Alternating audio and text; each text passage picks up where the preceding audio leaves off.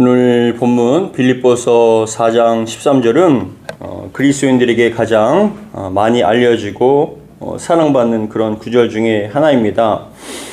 기독교 서점이나 백화점에 가면 말씀 액자가 많이 있습니다. 근데 그 말씀 액자 가운데 가장 많이 적혀 있는 것이 바로 또 오늘 본문의 구절입니다.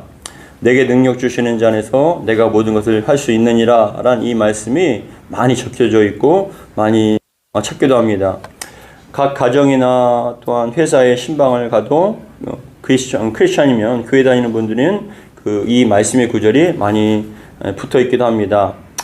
그렇다면 오늘 본문 빌립보서 4장 13절에 내게 능력 주시는 자 안에서 내가 모든 것을 할 수 있느니라 라는 이 말씀이 구체적으로 어떤 의미인지 그리고 우리가 어떤 능력을 받아야 되는지에 대해서 함께 살펴보고자 합니다. 바라기는 우리가 정말 힘들고 어려운 시대 속에 정말 어렵고 고통스러운 시대 속에 어둠의 시대에 살아가고 주시는 하나님의 세미한 음성과 말씀이 이 시간 들려지기를 주의 이름으로 축복합니다. 어둠의 시대요 고통의 시대를 살아가고 있는 저와 여러분들에게 주시는 말씀 첫 번째로는 주 안에 있으라는 말씀이에요. 메시지예요. 주 안에 있으라. 우리 오늘 본문 4장 13절 같이 한번 읽어보겠습니다. 4장 13절 시작. 내게 능력 주시는 자 안에서 내가 모든 것을 할 수 있느니라 라고 얘기하면서 뭐라고 말씀하시냐면은 내게 능력 주시는 자 안에서라고 얘기합니다. 그분 안에서 내게 능력을 공급해 주시는 분은 바로 주님이시라는 거예요. 우리가 주님 안에 거할 때 우리는 능력을 공급받아서 살아갈 수 있다는 겁니다. 그런데 이 내가 주 안에서라는 이 말씀이 4장에 보면 여러 차례 나와요. 4장 1절에도 보시면 그러므로 나의 사랑하고 사모하는 형제들 나의 기쁨이요 면류가 아닌 사랑하는 자들아 이와 같이 뭐라고 얘기합니까? 주 안에 서라라고 말씀합니다. 주 안에 서라. 그리고 2절에서도 뭐라고 얘기하냐면은 내가 유오디아를 권하고 순두개를 권하니 노나니 주 안에서 같은 마음을 품으라. 반복되는 말씀이 뭐예요? 주 안에서 주 안에서예요. 그리고 4절에도 보시면은 4절을 봐보세요. 빌립보 4장의 4절에 보시면 주 안에서 항상 기뻐하라. 내가 다시 말하노니 기뻐하라는 말씀하면서 주 안에서는 말이 또 반복이 되고 있어요. 심지어는 또 7절에서도 뭐라고 하냐면은 그리하면 모든 지각에 뛰어난 하나님의 평강이 그리스도 예수 안에서 너희 마음과 지키시리라.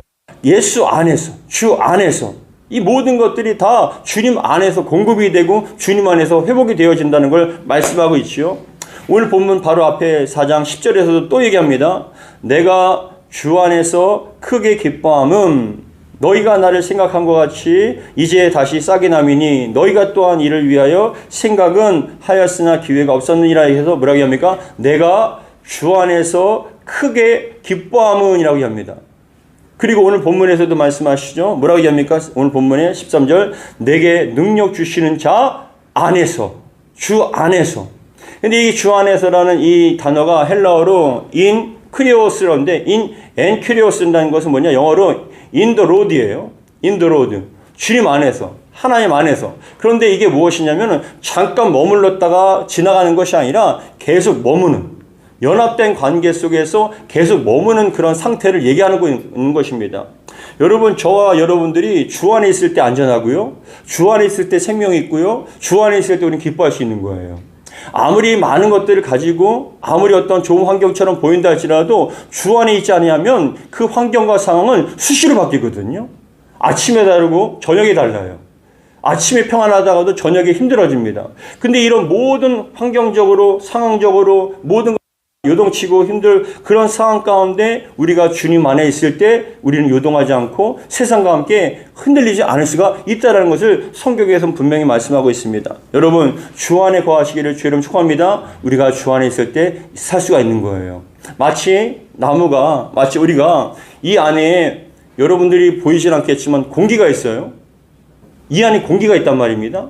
근데 이 안에 공기가 있을 때 공기가 없다면 우리가 숨을 쉴 수 없는 것처럼 저와 여러분들은 예수가 아니면 하나님이 아니면 숨을 쉴 수 없고 살아갈 수 없는 그러한 존재라는 것을 분명히 말씀합니다. 마치 물고기가 물 안에 있을 때 생명을 유지할 수 있는 것처럼 저와 여러분들은 주님 안에 있을 때 살아갈 수 있는 호흡하고 살아갈 수 있는 그런 영적인 존재라는 다시 한번 말씀하고 있는 것입니다. 주 안에 항상 거하시기 바랍니다. 그래서 우리는 여러분 어려워도 예배 드리셔야 돼요. 힘들어도 예배 드리셔야 돼요.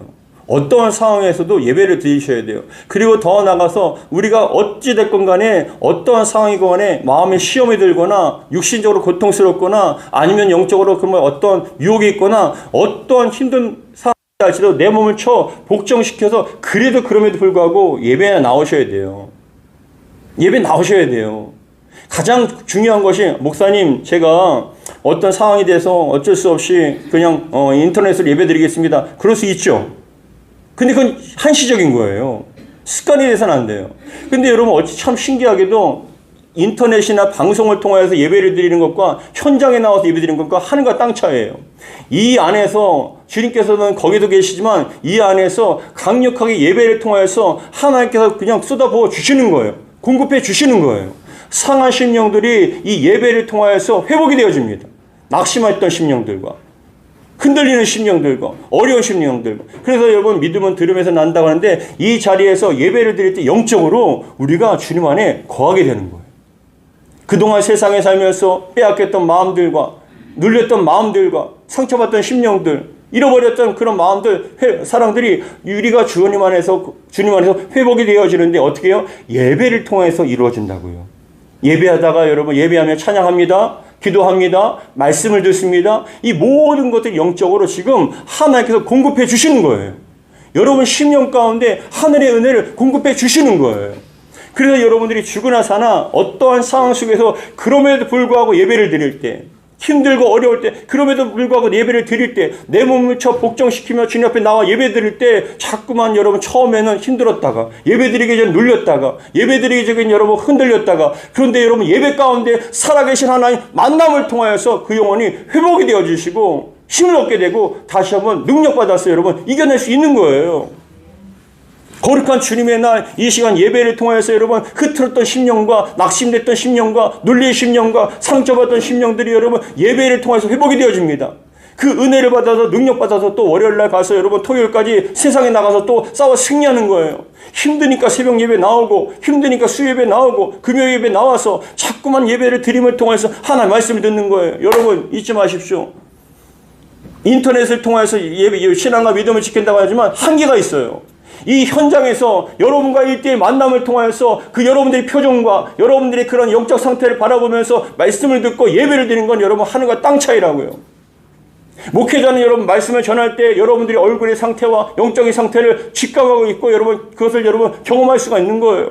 그럼을 통해서 여러분들에게 필요한 그런 말씀을 전하면서도 여러분 안에 능력이 임하기를 기도하면서 여러분 선포할 때 그 심령 가운데 여러분 은혜가 임하게 되면 어떻게 되냐? 얼굴이 환해져요. 눌렸던 심령이 편안해집니다. 예전에 제가 한번 경험했던 건데 여러분들은 그런 경험을 하셨는지 모르겠지만 제가 그런 경험이 있습니다. 예전에 인천에서 부목사를 할 때 어떤 분이 철야 예배를 드리는데 나중에 신방을 하는데 고백을 하시더라고요. 이게 뭐라고 고백하시냐면은 그 철야 예배 때 목사님의 예배를 드리면서 눌렸던 심령들이 이제 차츰 회복이 되죠. 상처받던 심령들이 찬양과 기도를 통해 회복이 되어주는데 여러분 그날따라 이상하게 말씀이 너무나 사모가 되었다는 거예요. 그래서 그 말씀을 사모하는 마음으로 예배를 드리는데 목사님 말씀을 듣는데 안에 있던 어떤 어둠의 권세가 쫓겨나가는 게 느껴지더래요. 뚫리는 게 느껴지더래요. 그러니까 살겠더라는 겁니다. 이건 여러분 인터넷이나 방송을 듣고서 되는 게 아니에요. 현장에 나와서 말씀을 들음을 통하여서 그 심령 가운데 강력한 역사가 이루어진다는 것이죠. 여러분 그럼에도 불구하고 예배 자리를 포기하지 않길 주의로 축복합니다. 어찌됐건 간에 힘들건 간에 정말 목숨 걸고 그 예배 자리를 지키는 자에게 주님께서는 더 큰 은혜를 베풀어 주실 줄 믿습니다. 그래서 4장 1절에 뭐라고 합니까? 주 안에 서라. 2절에 주 안에서 같은 마음을 품으라. 4절에 주 안에서 항상 기뻐하라. 7절에 예수 안에서 너희 마음과 생각을 지키시리라. 10절에 내가 주 안에서 크게 기뻐함은 13절에 내게 능력 주시는 자 안에서 내가 모든 것을 할 수 있느니라. 내가 주 안에 있을 때, 주 안에 있을 때 기도도 중요하고 말씀을 읽는 것도 중요합니다. 묵상하는 것도 중요해요. 항상 주 안에 거하는 거기 때문에. 그러나 결정적으로 예배를 여러분 소홀히 해서는 안 돼요. 예배를 여러분 포기하시면 안 됩니다. 예배를 드리시기를 주를 축복합니다. 그랬을 때 여러분 하나님께서는 그 예배를 통하여서 예배하시는 애를 공급받아서 능력받아서 다시 한번 회복되게 도와주시고 기뻐하게끔 만들어주신다는 것입니다. 참 신기하죠. 어떤 식당에 가거나 아니면 어디 놀러 갈 때는 발걸음이 안 무거워요. 이 예배 드릴 때는 참 많이 부닥치는 게 많아요. 뭐예요? 육신적으로 생각하지 마세요. 영적인 거예요. 육신적으로 여러분 식당 가면 구원이 없잖아요. 나쁘다는 얘기가 아니에요. 세상의 것에 어떤 극장을 가거나 놀러 가거나 여러분 그것이 그 속에 구원이 있는 건 아니잖아요. 생명이 있는 건 아니잖아요. 예배에 나오면 생명이 있기 때문에 사단 마귀가 자꾸만 방해를 하는 거예요. 못 나오게, 못 듣게, 포기하게끔. 근데 그러한 상황 가운데서도 여러분들이 포기하지 않고 나오면 어떻게 됩니까? 소개되게 여러분 기뻐하게 하시고 지원해 와서 회복되게 만들어 주신다는 거예요. 그래서 예배 자리를 굉장히 소중히 여긴다는 겁니다. 여러분 다시 한번 축복합니다. 주 안에 거하시기를 주 이름으로 축복합니다. 더 나아가서 하나님께서 우리에게 주시는 말씀 두 번째는 바로 여러분 능력을 받으라는 겁니다. 능력 받으라. 따라하겠습니다. 능력 받으라. 능력을 받아야 됩니다. 능력을 받아야 돼요. 주 안에서 뭘 받아? 능력을 받아야 합니다. 오늘 본문 4장 13절 같이 읽겠습니다. 4장 13절 시작.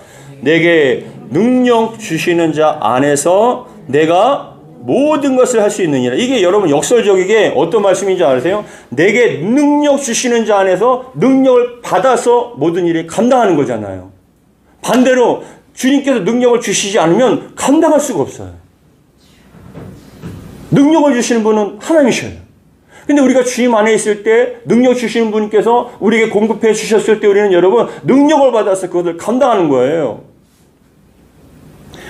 사도 바울은 주님을 내게 능력 주시는 능력의 근원으로서 선포하고 있는데 여러분 나무가 땅에 심겨졌을 때 나무는 스스로 영양분을 공급하지 못하잖아요. 스스로 여러분 그것을 해결하는 게 아니에요. 나무가 땅에 심겨졌을 때 토양으로부터 영양분을 공급받는 거예요. 따스한 더 나가서 햇빛 가운데 그 광합성을 통해서 필요한 것들을 공급받는 거예요. 하늘에서 내리는 그 비를 통해 공급받는 거예요. 스스로 만들 수 있는 게 아니에요. 근데 만약에 햇빛과 물을 공급받지 못하면 시들어버리고 말라버리지 않습니까? 공급하시는 분은 하나님이시라는 거예요. 여러분들에게요, 지금 은혜가 공급되지 않으면 여러분 영혼은 메말라가요. 어둠에 자꾸만 휩싸이게 돼요. 묶이게 돼요. 그래서 이 시간 예배를 통하여서 힘들어도 여러분 육신적으로 힘들어도 영은 필요하기 때문에 갈급하기 때문에 주님께서는 여러분 은혜를 주시는데 그 은혜를 주시는 능력을 주시는 하나님께로부터 능력을 공급받았을 때 여러분 영혼이 살아나요. 어떻게 되냐? 어떠한 모든 일이 매사에 짜증이 나고 힘들고 어렵고 비관적이고 어둠에 묶여서 정말 절망적이었던 사람이 이 시간님께서 하나님께서 주시는 그 은혜를 능력을 공급받으면 어떻게 됩니까? 다시 한번 소망을 찾게 되는 거죠. 회복이 일어납니다. 힘이 일어나요. 그렇기 때문에 하나님께서는 능력을 받으라고 말씀하십니다. 여러분 사도행전 1장에 보시면 예수님께서 부활하신 예수님께서 사흘 만에 부활하셨거든요. 이 부활하신 예수님께서 40일 동안 제자들과 함께 거하시면서 뭐라고 하시냐? 하나님 일에 대해서 말씀을 하십니다. 하나님 일에 대해서 말씀을 하신 다음에 제자들이 앞에서 하늘로 승천하러 올라가실 때 마지막으로 하신 말씀이 뭐냐? 너희가 예루살렘을 떠나지 말고 아버지께서 약속해 주신 성령이 임하시기까지 기다리라. 너희는 요한은 물로 세례를 받았지만 너희들은 성령으로 세례를 받을 것이라고 말씀을 하세요. 그 제자들은 여러분 제자들과 성도들과 120명의 성도들이 마가다락방에서 무려 열흘 동안 밤낮으로 하나님께서 약속하신 예수님께서 말씀하셨던 그 성령이 임하시게 해달라고 성령의 세례를 받게 해달라고 간절한 마음으로 밤낮으로 기도하고 간구합니다. 오순절 날이 되었을 때 하늘로부터 강한 바람 같은 소리가 임합니다. 불과 같은 것이 여러분 각각의 사람 가운데 임하게 됩니다.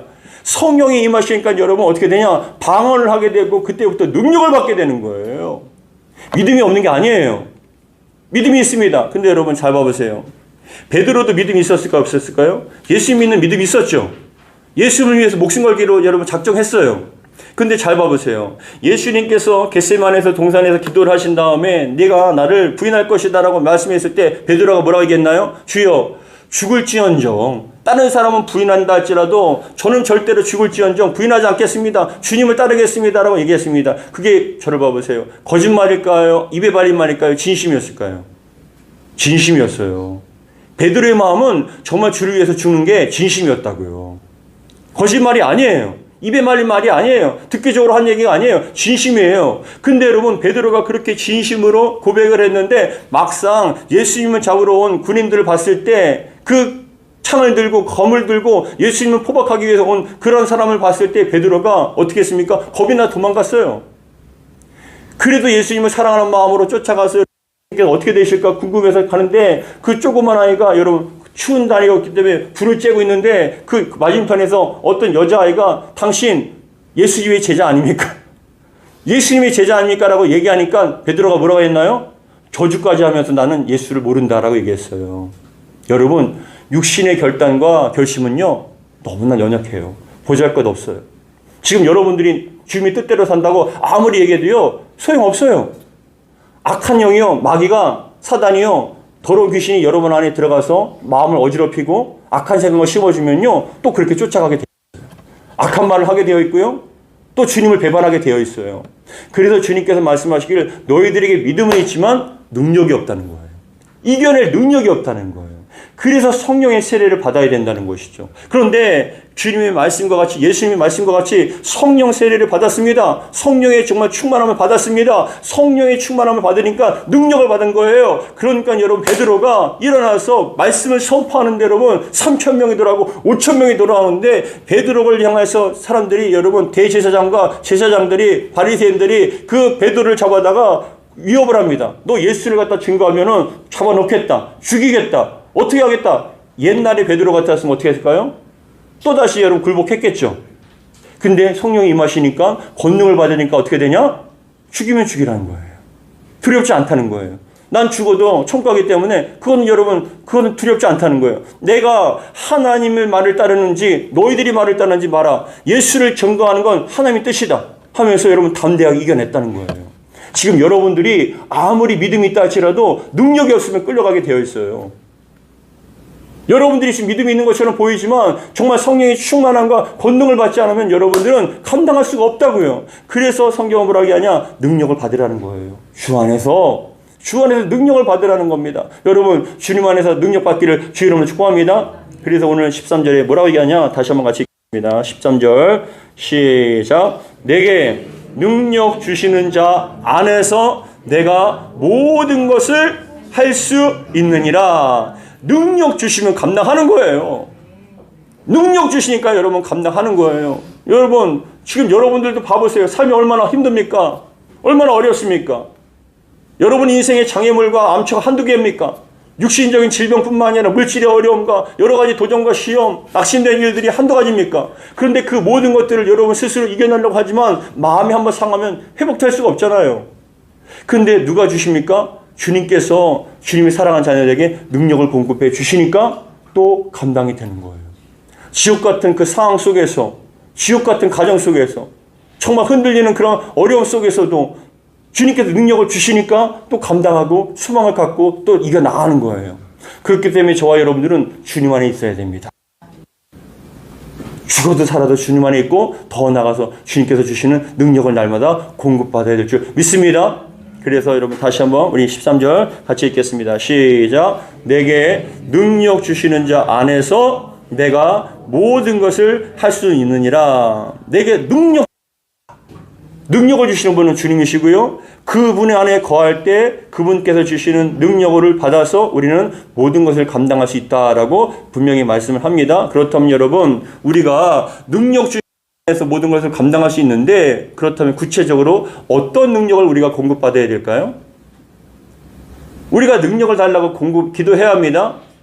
우리가 능력을 달라고 기도를 해야 되는데 구체적으로 어떤 능력을 구해야 하냐 하면 오늘은 세 가지만 말씀드리겠습니다. 오늘 본문에 근거해서 세 가지만 먼저 말씀드리겠습니다. 첫 번째, 우리가 승리하기 위해서 구해야 할 능력. 첫 번째 따라하겠습니다. 자족의 능력. 모든 일에 자족의 능력을 받아야 됩니다. 자족할 수 있는 능력. 이게 뭐냐면은 그겁니다. 자족이라는 것은 뭐냐? 스스로 넉넉하다고 느끼고 스스로 여러분 만족하다고 느끼는 게 바로 자족의 능력이에요. 그래서 자족의 능력을 받으라 얘기하는데, 그래, 이 정도면 충분해, 이 정도면 감당할 수 있어 라고 생각하는 그런 자족의 능력을 공급받으라고 말씀을 합니다. 그래서 여러분 뭐라고 하냐? 사람의 욕심이 끝이 없죠. 자족의 능력이 없으면 끝이 없는 거예요. 이걸 해도 저걸 해도 부족해요. 자꾸만 더 받아야 된다는 거예요. 그런데 사람의 마음이 얼마나 간사한지 모릅니다. 봐보세요. 제가 몇 번 말씀을 드렸던 것 같은데, 예전에 저와 친하게 지내는 목사님과 사모님이 계셔요. 근데 이 목사님과 사모님의 막내 아들이 셋인데, 막내 아들이 굉장히 심한 중한 병에 걸렸어요. 좀 시한부였어요. 거의 이제 죽게 되는 그런 상황이었어요. 그런데 그 의사가 뭐라고 얘기하냐면은, 그래도 이렇게 하면은, 수술하면은 이렇게 날 수 있는 게 아니라 어떤 가능성이 없다라고 그렇게 얘기할 정도로 심각한 상황이었단 말입니다. 그런데 이것을 알고 목사님과 사모님과 그리고 온 교회 성도들이 그 아들이 회복되기를, 병에서 고침받기를 놓고 간절한 마음을 기도했답니다. 간절한 마음을 기도하면서 뭐라고 얘기하냐면, 제발 하나님 살려만 주세요. 우리 아들 살려만 주시면은 제발 다 하겠습니다. 여한이 없겠습니다라고 그렇게 간절한 마음을 기도했다는 거예요. 근데 그렇게 간절한 마음으로 기도하고 또 기도하는데, 여러분, 하나님께서 그 아들을 고쳐주셨대요. 수술을 잘 받아서 고침받았다는 거예요. 그래서 너무나 할렐루야 감사했는데, 하나님 정말 감사합니다라고 얼마만큼 감사를 돌렸는지 몰랐답니다. 그런데 그렇게 감사를 드리는데 이 사모님이 뭐라고 얘기하냐면, 저랑 목사님과 같이 나누면서 얘기할 때 하냐면 그렇게 얘기했답니다. 근데 참 사람의 마음이 간사한 게, 고쳐만 주시면은 여한이 없을 것처럼 보였고, 고쳐만 주시면은 행복할 것처럼 보였는데, 막상 우리 그 아들이 고침받고 살아나니까 어떤 생각이 드냐면은, 여러분, 고쳐만 주시면, 건강하게 하시면 바라는 게 하나도 없습니다라고 그렇게 기도했던 그 아들이 고침받아서 건강하게 생활하는데 아무것도 안 하고 공부도 안 하더래요. 매일 게임만 하고요.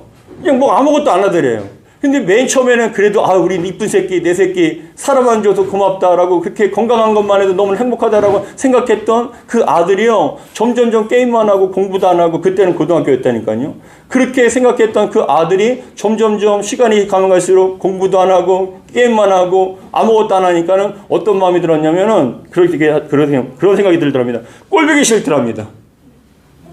그렇게 놀고 있던 그 아들이 꼴보기가 싫더래요. 여러분, 살려만 주시면은 합니다. 살려만 주시면 우리 아들 정말 여한이 없습니다. 하나님 정말 감사하며 평생을 살겠습니다라고 그렇게 기도했던 그 아들이 건강하게 됐는데 어떻게 되냐면은, 좀 1년 정도 안 지났는데 게임만 하니까는 저 꼴보기, 야, 너 도대체 뭐가 되려고 그러냐, 그런 말이 나오더랍니다.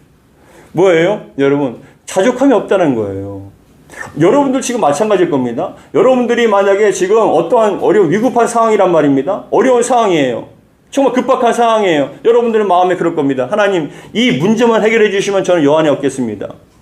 우리 아들, 우리 가정, 요 문제만 해결해 주시면, 요것만 잘 극복하면은 하나님 정말 평생 감사하며 살겠습니다라고 여러분 기도하실 겁니다. 근데 여러분에게 자족의 능력이 없다면, 자족하는 마음이 없다면, 여러분 그 일이 막상 해결돼도 또다시 시간이 지나면 또다시 여러분 원망과 불평이 또 나올걸요. 또 다른 욕심이 나오고 또 다른 어떤 불만족함이 계속 이어질 겁니다. 그래서 사람의 마음은 만족함이 없어요. 끊임없이 무언가를 채우려고 합니다. 그런데 중요한 것은 우리에게 여러분 자족하는 마음, 이러한 상황 속에서도 하나님 감사합니다. 이러한 우리 아들이 이러한 상황이고, 우리 자녀가 이러한 상황이고, 제가 이런 상황임에도 불구하고 하나님 감사합니다라고 감사할 수 있는 자족의 능력이 임하게 되면, 여러분 그 어떠한 것도 여러분들이 삶을 무너뜨릴 수가 없어요. 있는 그것이 최고의 것이에요. 믿으시기 바랍니다. 지금 여러분들이 처한 그 상황이 최고의 상황인 줄 믿으시기 바랍니다. 예수 믿지 않았으면 더 심각해졌을 거예요. 주님께서 붙잡아 주시지 않으면 더 어려운 상황이었을 거예요. 예수님 믿었기 때문에, 교회에 나왔기 때문에, 예수를 믿었기 때문에, 붙잡았기 때문에 더 어려웠고 더 정말 심각한 상황이 안 될 수 있는 거예요. 자녀가 여러분 마음대로 안 됩니까? 어떤 사고가 있습니까? 물질적으로 어렵습니까? 만약에 여러분들이 주님 안에 계시지 않았다면, 예수 믿지 않았다면, 교회 다니지 않았다면 더 큰 일이 일어났을 거예요. 더 어려운 일이 있었을 거예요. 그런데 우리가 예수 안에 있었기 때문에 그래도 하나님께 우리를 붙잡아 주시고 감당할 능력을 주셨기 때문에 우리는 그것을 감당할 수 있고 그 속에서도 우리는 살아갈 수 있는 거예요. 여러분, 감사의 자족의 능력이 있기를 주 여러분 축하합니다. 자족하면은 보는 게 바뀌어져요. 자족하는 능력이 임하게 되면은 조금 전에도 여러분 정말 불평이 나오고 불만이 나왔던 거. 그래서 제가 고백합니다. 자족의 능력이라는 게 얼마나 중요하냐면 그거예요. 너무나 힘들어요. 지금 너무 힘들어요, 저도. 여러분들도 힘들지만 저는 더 힘들어요. 왜냐하면 여러분들이 힘들어하는 걸 보면 전 제 책임인 것 같아서 너무 괴로워요. 여러분 한 사람 한 사람이 힘들거나 물질적으로 힘들거나 건강적으로 여러 가지 갈등이 있으면 그 얘기 들을 때마다 제 책임인 것 같아서 더 힘들어요. 그래서 더 간절한 마음 기도해요. 근데 여러분 한 명, 두 명뿐만이 아니라 교회를 건축하고 있고 그 교회도 지금 하루가 멀다고 상상치 못할 일이 계속 벌어져요. 나중에 건축 다 한 다음에 말씀을 드리겠지만 저는 평생 경험하지 못할 일들을 지금 계속 경험하고 있어요. 힘들어요, 사실은. 하루하루가 여러분 살얼음 걷는 것처럼 언제 어떻게 빠질지 모르는 것처럼 두려워요. 근데 여러분 어떤 순간인가 원망이 나와요. 불평이 나와요. 내가 차라리 지어진 교회를 갔으면, 내가 이런 것을 하지 않았으면 내가 이렇게까지 벌써 6월 달부터 지금까지 하루도 쉴 날이 없어요. 마음 편한 날이 없어요. 너무나 괴로워요. 근데 여러분 넋두리 같이 그런 말을 갖다가 하다 보니까 맨 처음에 그러지 않았거든요. 무조건 감사했거든요. 근데 저도 모르게 그런 말이 나왔던 것 같아요. 그러니까 한 목사님이 그 얘기를 하시는 거예요. 뭐라고 얘기하시냐면, 박 목사, 다른 사람은 하고 싶어도 못해. 다른 사람은 건축하고 싶어도 못해. 여러분, 지금 상황에서 우리 교회가 가족끼리 개척을 했어요. 딸과 아들과 저와 4명. 4명. 저랑 아내랑 딸과 아들 4명에서 개척을 했어요. 맨 처음에. 근데 이렇게 개척을 해서 교회를 건축한 거는 우리 교회, 저희 교회밖에 없어요. 지금같이 어려운 시대 속에 교회를 건축한다는 건 정말 힘들어요. 개척해서 세운다는 거.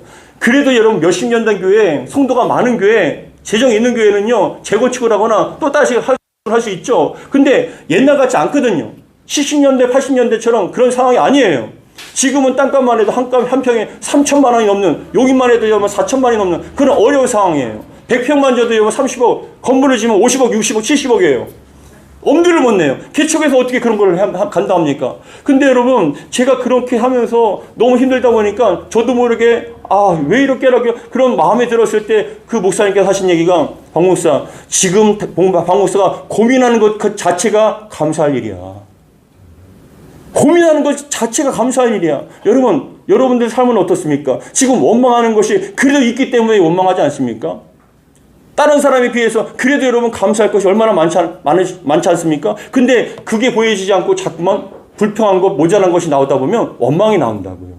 근데 우리가 자족하는 능력, 그것을 여러분 얻게 되면 어떻게 되냐? 그 모든 상황이 그저 감사할 뿐이에요. 하나님께서 최고의 것을 여러분들에게 주신 줄 믿습니다. 사도 바울도 지금 고백하는 거예요. 우리 10절에 보시면 어떤 상황이냐? 사도 바울이 4장 10절에 보시면, 내가 주 안에서 크게 기뻐함은 너희가 나를 생각한 것이 이제 다시 싹이 나미니 너희가 또한 이를 위하여 생각은 하였으나 기회가 없었느니라. 11절에 다 같이 읽겠습니다. 11절 시작. 내가 궁핍함으로 말하는 것이 아니니라. 어떠한 상황이든 형편이든 나는 뭐라고요? 자족하기를 배웠느니. 어떠한 상황에도 나는 자족하는 능력을 배웠다는 거예요. 가난하든 부하든 상관없이 하나님 최고의 것을 주신 줄 감사합니다. 그래서 12절에 다음과 같이 고백합니다. 같이 읽겠습니다. 시작. 나는 비천에 처할 줄도 알고 풍부에 처할 줄도 알아. 모든 일 곧 배부름과 배고픔과 풍부와 궁핍함에도 뭐라고요? 처할 줄 아는 일체의 비결을 배웠노라. 이게 뭐냐? 모든 상황 속에서 그 상황 때문에 요동하는 게 아니라 그 상황 속에서도 자족하는 마음, 자족하는 능력을 배웠다는 거예요. 최악의 상황이십니까? 그 속에서도 자족하시기 바랍니다. 주님을 생각하세요. 왜냐? 하나님이 아니었으면 더 큰 일이 생겼겠죠. 하나님, 그래도 이만큼 막아주시면 감사드리고, 그래도 감당하게 해주시면 감사합니다. 그게 여러분 자족의 능력이에요. 그러면 어떻게 됩니까? 여러분, 그런 환경이 상황과 문제가 전혀 새로운 방면으로 보여질 거예요. 그리고 감사가 나올 줄 믿습니다. 여러분들에게 이런 은혜가 있기를 주님 축복합니다. 그래서 우리는 첫 번째, 감사의 모든 것에 자족의 능력을 구하자. 여러분, 자족의 능력을 구하십시오. 자꾸만 입술의 습관이 원망과 불평이고 모자란 것에 대한 그것에 대해서 얘기합니까? 자족의 능력을 달라고 기도하십시오. 그러면 어떻게 되냐? 하나님 감사합니다. 하나님이 아니면 더 큰 일이 일어났겠죠. 하나님 우리 가정 지켜주셨기 때문에 그나마 이 정도지, 만약에 사단 마귀가 마음대로 들끓었다면 우리 가정 더 큰일 났을 겁니다. 더 무너졌을 겁니다. 하나님 감사합니다라고 자족의 능력을 구하시기 바랍니다. 하나님께서는 반드시 더 큰 은혜를 주실 줄 믿습니다. 두 번째, 무슨 능력을 구해야 되냐? 항상 기뻐하는 능력이에요. 기쁨의 능력을 구하십시오. 기쁨의 능력을 구하세요. 사단은요, 여러분들에게 기쁨의 능력을 항상 빼앗아 가요. 여러분 마음에 있는 기쁨을 빼앗아 가요. 무엇 때문에 기뻐하는데 그 기쁨은 자꾸만 머무르지 못하게끔 자꾸 빼앗아 가요.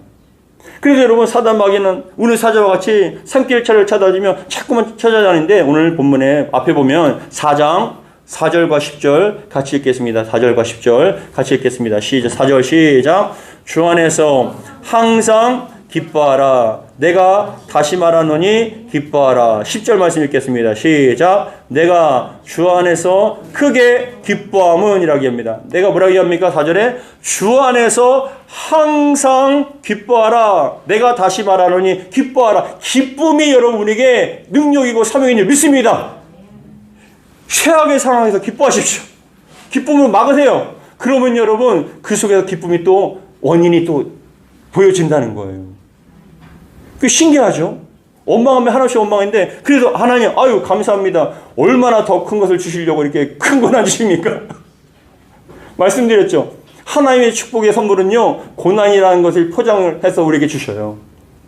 우리는 여러분, 그 포장, 하나님의 선물은 항상 고난이라는 포장을 통해서 주시는데, 이 고난이라는 포장을 보고, 아, 하나님, 왜 고난을 주십니까? 라고 여러분 원망합니다. 근데 하나님께서는요, 그 포장을 뜯으면요, 그 안에 기쁨이 있어요. 축복이 있다고요. 하나님께서 항상 우리에게 고난이라는 포장을 통해서 기쁨의 선물을 주십니다. 여러분, 기도하십시오. 지금 어려우십니까? 하나님, 제가 얼마나 더 큰 것을 주시려고 이런 고난을 주십니까? 고난이 크면 클수록 더 감사하는 거예요. 그런데 제가 그런 말씀을 묵상하다 보니까, 제가 여러분 기회 되시면 가보세요. 교회가 땅만 있을 때의 교회와 또 HBM이 세워졌을 때 교회와 지금은 지붕이 지어지고 각각 화장실부터 시작해서 각 방이 다 이제 만들어지고 있어요. 얼마나 기쁜지 몰라요. 야, 이 속에서 성도들 와서 또 예배드리고 소그룹하고 또 우리가 또 상담센터를 하고 커피숍을 하고 더 나가서 이 지역 주민들이 와서 확 우리 동네에 랜드마크처럼 기쁘잖아요. 그 우리 정계공사 하시는 그 사장님도 그러시더라고요. 아니 여기 오산 세이만교회는 그 건물 하얗게진 MF 판넬이거든요. 메탈 판넬인데 이렇게 지니까 너무 멋있다고. 너무 이렇게 여기에 은계동이 랜드마크처럼 보인다. 그래서 가만히 제가 봐도 오산 시내에 저희 교회 같은 그런 재질로 만든 건물이 없거든요. 지금 저희 교회가 유일해요. 근데 그렇게 하면서 또 창호를 재면서 또 나가서 또 그것을 치고 막 하는 그런 과정들을 보니까 또 마음이 너무 깊은 거예요. 기대가 되고. 참, 방금 조건은 정말 어려웠는데 또 그것을 보면서 하니까 기쁨이 있는 거예요. 무엇이냐? 여러분들에게 주시는 기쁨을 사단은 자꾸만 빼앗아 가려고 한다고요. 그래서 여러분 기도하시기 바랍니다. 기쁨의 능력을 주시옵소서. 기쁨의 능력이 있는 건 딴 게 아니에요. 어떤 상황에서도 항상 기뻐하십시오. 먼저 하나님을 인정하세요. 하나님, 이 속에서도 하나님 역사해 주실 줄 믿습니다라고 하나님을 바라보며 기뻐하시기 바랍니다. 하나님께 더 큰 기쁨을 주실 줄 믿습니다. 그래서 4절에 주 안에서 항상 기뻐하라. 내가 다시 말하노니 기뻐하라. 기뻐하시기 바랍니다. 기쁨은 하나님께서 여러분들에게 명령하신 사명인 줄 믿습니다. 더 나아가서 10절에 뭐라고 합니까? 내가 주 안에서 크게 기뻐함이라고 얘기합니다. 우리가 주님 안에서 항상 기뻐하는 저와 여러분들 되기를 주님 축복합니다. 마지막 세 번째, 우리가 구해야 할 능력, 세 번째, 믿음의 능력이에요. 믿음의 능력. 따라하겠습니다. 믿음의 능력. 믿음의 능력. 믿음의 능력을 구하셔야 돼요. 자족하는 능력, 기쁨의 능력 구하시고 믿음의 능력을 구하십시오. 뭐라고 얘기하냐? 믿음의 능력이라는 것은 하나님을 끝까지 신뢰하고 흔들리지 않는 능력이에요. 여러분, 믿음의 능력이 있길 바랍니다. 하나님을 신뢰하십시오. 상황과 환경을 바라보는 것이 아니라 주님 바라보십시오. 믿음이 연약해, 능력이 연약해지면요, 뼈리치 흔들려요. 신앙이. 자꾸만 흔들려요. 그런데 오늘 본문 13절 같이 읽겠습니다. 13절입니다. 시작. 내게 능력 주시는 자 안에서 내가 모든 것을 할 수 있느니라. 믿음의 능력이죠. 근데 내게 능력 주시는 자 안에서 내가 모든 것을 할 수 있는, 할 수 있다라는 이 단어가 굉장히 중요하거든요. 할 수 있느니라는 이 단어가 헬라어로 이스퀴오라는 단어예요. 이스퀴오. 이 이스퀴오라는 게 뭐냐면은 강하고 우세하다는 능력이에요. 할 수 있다라는 것이 강하고 우세하다라는 것. 이게 뭐냐? 이 사도 바울은요, 내게 능력 주시는 자 안에서, 주님 안에서 내가 모든 것을 할 수 있느니라. 능력이 있다는 거예요. 강함이 있다는 거예요. 이게 뭐냐? 어떤 환경과 상황에서도 나는 감사할 수 있는, 감당할 수 있는 능력이 내게 주어진다는 것이죠. 이게 바로 믿음의 능력이에요. 여러분, 다시 한번 말씀을 드리는데, 요번 주에, 지난주였죠. 지난주에 이제 3월 중순이면 이제 완공될 거라고 그 얘기를 하시더라고요. 이제 얼마 안 남았다고. 그런데 전화가 왔어요. 현장 사장님한테 큰일 났다는 거예요. 저한테. 또 도대체 무슨 큰일이 또 일어났을까? 전화만 하면 이제 덜컥덜컥 하는 거예요. 목사님, 큰일 났어요. 왜요? 뭐가 좀 이게 했는데 이게 좀 어려울 것 같아요. 늦춰질 것 같아요. 그래서 그 얘기를 듣자마자 제가 또야라는 그런 마음이 들어서 원망을 했거든요. 또 그런다. 또 이런 일이 생겼네. 어떡하지? 그래서 제가 좀 푸념을 했어요. 근데 저희 아들이 밥을 먹은 다음에 설거지를 했거든요. 근데 제가 푸념하는 소리를 들었어요. 그래서 쳐다보길래 저도 또 제가 그 힘든 일을, 어려운 일을 교회에 건축에 대한 관련된 일을 얘기를 했거든요.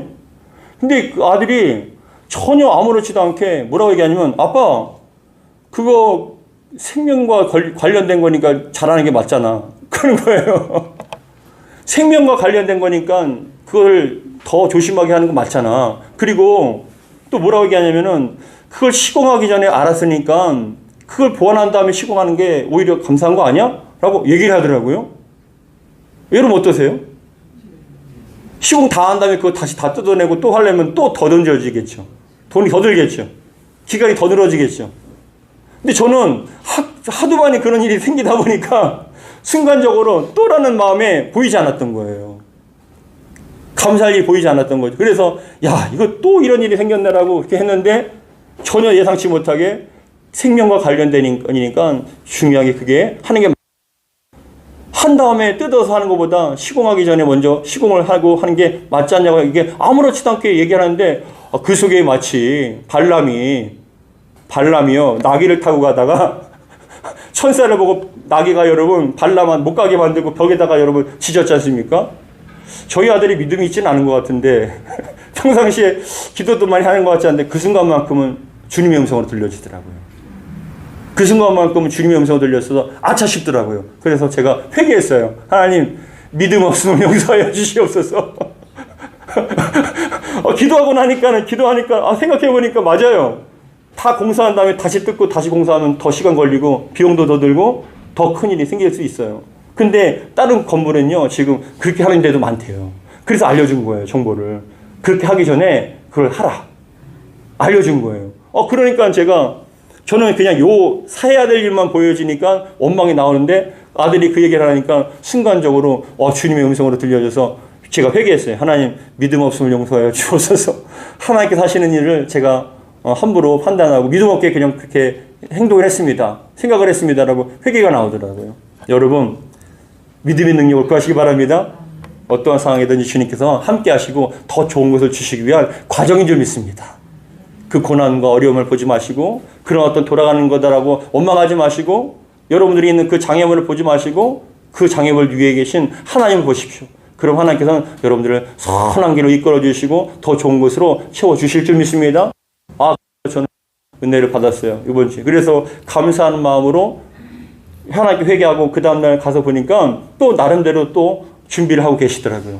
그걸 시공하기 위해서. 그래서 여러분 모든 게 다 하나님의 은혜구나라는 것을 고백하면서 돌아왔습니다. 사랑하는 성도 여러분, 이 아침에 다시 한번 우리가 뭐라고 얘기합니까? 사도 바울은 지금 사도 바울이요 항상 기뻐하라, 주 안에서 기뻐하라, 모든 일에 감사하라, 모든 형편에 자족할 줄 안다. 근데 이 빌립보를 쓸 때 사도 바울이 어디 있는지 아세요? 감옥에 있어서 편지를 쓰고 있는 거예요. 지금 이 사도 바울은요 감옥에 있어요.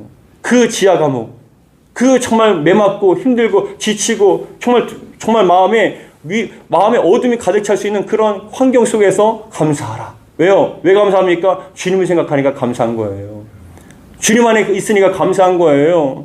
여러분들이 그런 은혜가 있기를 주의 이름으로 축복합니다. 기도하겠습니다. 아버지 하나님 드립니다. 우리의 사랑하는 성도들 삶 속에 많은 어려움이 있습니다.